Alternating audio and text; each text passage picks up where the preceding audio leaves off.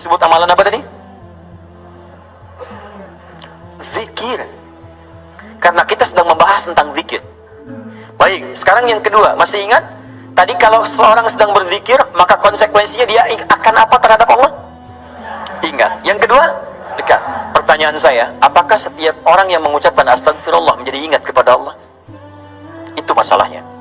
Banyak orang pasca sholat mengatakan astagfirullah, tapi kalimat itu tidak mengingatkan dia dengan Allah. Itu masalah utamanya.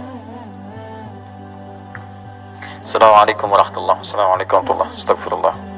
Astagfirullah. Astagfirullah. Halo? Gimana? Anda salam langsung ngecek status. Lisan Anda astagfirullah, tapi tangan Anda megang handphone. Pikiran Anda melihat status. Sebagian orang bahkan merespon urusan dunia. Bagaimana istighfar bisa berkorelasi dengan itu semua? Itu masalah utamanya. Jadi semua kalimat ini ketika diucapkan bingkainya adalah zikir. Mampukah Anda mengucapkan istighfar ini yang langsung mengingatkan Anda dengan Allah Subhanahu wa taala? Ini poin besarnya. Nah, tahan. Saya berikan rahasia besar dulu di sini. Kenapa Anda mesti mengucapkan kalimat ini? Buka Al-Quran surah ke-71. Surah apa itu? Surah apa? Nuh. Bukan Al-Ma'arij. Al-Ma'arij 70. Ayat 10. Kalau mau dari ayat 9-nya sampai dengan 13. Kemudian saya kotaki ayat 10-nya. Nih, 10-nya saya kotaki di sini. Ini yang pentingnya. Awas. Nabi Nuh alaihi salam berdakwah kepada umatnya. Berapa tahun? 950 tahun. Masya Allah, 950 tahun berdakwah kepada umatnya. Bahkan dakwahnya terang-terangan, juga sembunyi-sembunyi, pelan dan silent. Ya, ada yang silent, ada yang terang-terangan, kencang.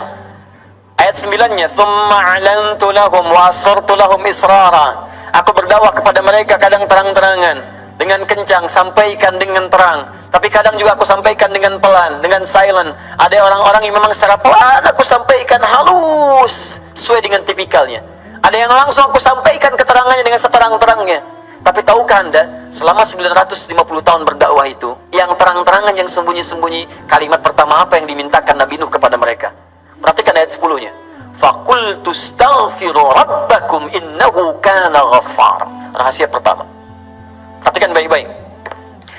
Kalimat pertama yang disampaikan Nabi Nuh alaihissalam kepada kaumnya, 950 tahun.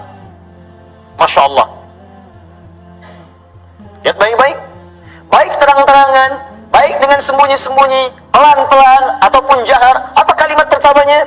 "Faqultu astaghfiru rabbakum." Aku katakan pada mereka, istighfar kepada Rabbmu. Istighfar. Ini. Nah, ketika Nabi Nuh mengatakan istighfar pada Rabbmu, apakah kalimat Qur'annya berhenti sampai sini? Tidak. Teruskan ayatnya. Innahu kana ghaffara. Rahasia istighfar yang pertama, satu, Allah akan turunkan minimal sifat ghaffar kepada hambanya. Nanti kita lihat. Apa itu ghaffar? Belum tentu. Tidak seperti yang Anda bayangkan. Allah punya sifat ghafir, tapi kenapa yang muncul ghafar di sini? Buka Quran misalnya surah Ghafir, Fussilat surah ke-40, ayat yang ketiga. Ghafiriz dzambi wa qabilit taubi. Allah mengampuni dosa seorang hamba. Ketika mengampuni dosa, kalimatnya menggunakan ghafir.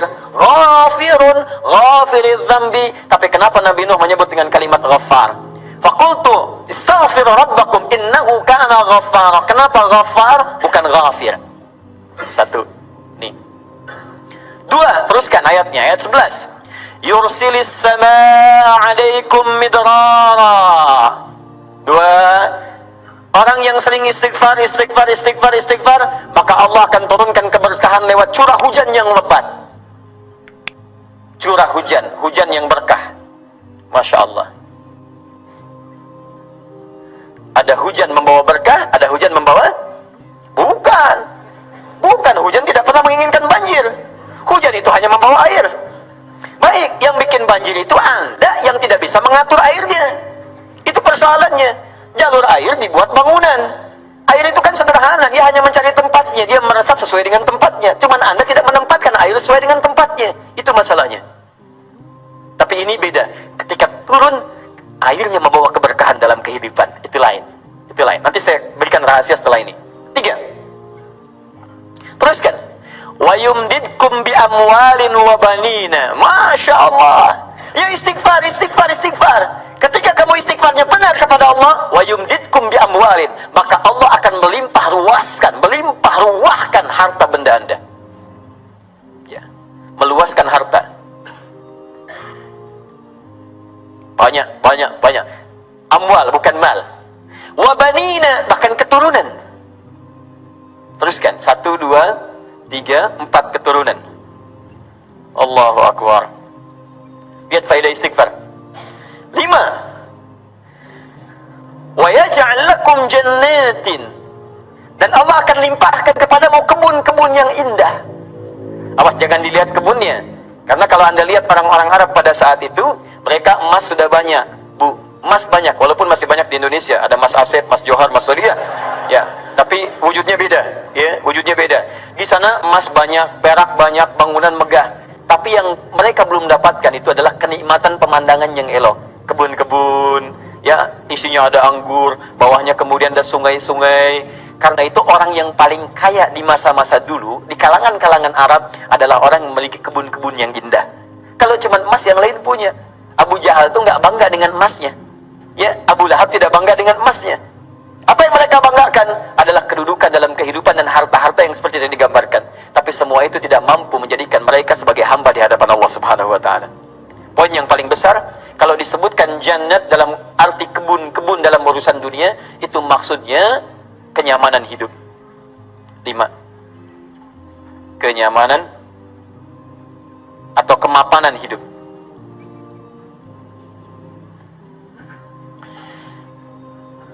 Wa yaj'al lakum anhara, kenikmatan hidup. Masya Allah, sudah mapan, nikmat. Kaya, tenang. Wah, ini hebat banget nih hidupnya. Dosanya diampuni oleh Allah, kemudian hidupnya berkah, hartanya melimpah, keturunannya juga luar biasa, gitu kan? Setelah itu hidupnya nyaman, mapan, dan nikmat. Kurang apa lagi? Antum pilih mana? Kaya tapi gelisah atau miskin tapi tenang? Jangan pilih yang ketiga, saya tidak berikan. Nah, tahan sebentar. Lihat sini. Jadi ketika Anda diminta istighfar, astagfirullah, astagfirullah, astagfirullah, ternyata di antara esensi kalimat istighfar itu bukan kalimat biasa. Anda mampu mengucapkannya dengan baik, maka Allah turunkan kemuliaan lewat lisan Nabi Nuh itu.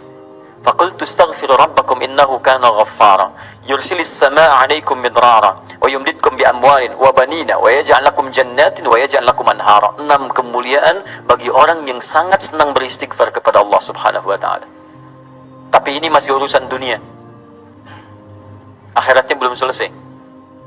Pilih mana? Miskin masuk surga atau kaya masuk neraka? Miskin masuk surga. Kasihan. Kenapa tidak kaya masuk surga? Ya itu pilihan dari saya. Ya.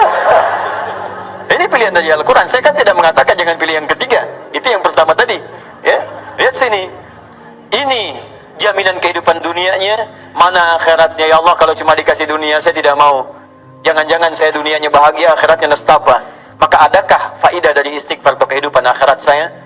Kamu mau minta surga yang mana? Orang-orang surga biasa, saya berikan pada pelaku istighfar surga seluas langit dan bumi. Quran surah ketiga ayat 133. Ayat 133, paling kanan sebelah atas. Lihat, di sini hidupnya lapang, di sini surganya seluas lapangan. Lapangannya apa? Bukan lapangan dunia. Perhatikan lapangan akhirat. Wasari'u ila maghfirah. Bergegaslah Anda untuk memohon ampunan Allah. Maghfirah, turunan kata dari istighfar, minta ampun. Bukankah istighfar minta ampun? Ayo cepat, bergegas, rajin, cepat. Orang yang rajin istighfar, cepat istighfar. Lihat, wa jannatin arduhas samawati wal ard. Maka kami akan sediakan harapan baginya, menyediakan tempat kembalinya surga seluas langit dan bumi. dan digolongkan ahli istighfar sebagai orang-orang yang takwa. Uiddat lil muttaqin, kami siapkan untuk orang takwa. Siapa orang takwa dimaksud? Awal ayatnya, wasari'u ila maghfirah. Surga seluas langit dan bumi. Masya Allah. Silakan kalau mau kopro, berhenti di mana tuh? Ya.